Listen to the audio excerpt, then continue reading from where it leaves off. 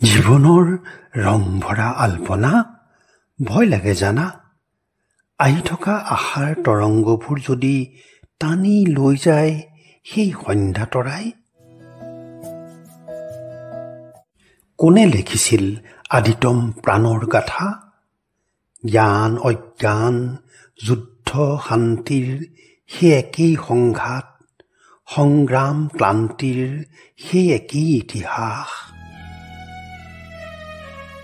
একেই মিলনৰ তাৰণা, সন্ধ্যাৰ জোনাকীৰ জিলমিল পোহৰত, উৰে নিশা কেতেকীৰ অবিৰাম চিঞৰত।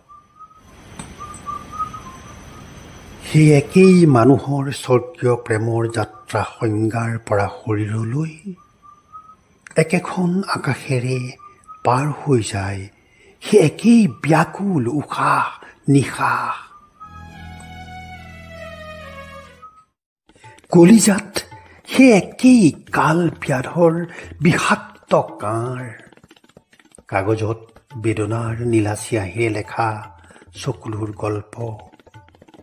জন্মতেই লৈ অহা কান্দোন থাকি যায় মৃত্যুলৈ, মাজত মাথোন মূঢ় মানুহৰ স্বপ্নাতুৰ সময়।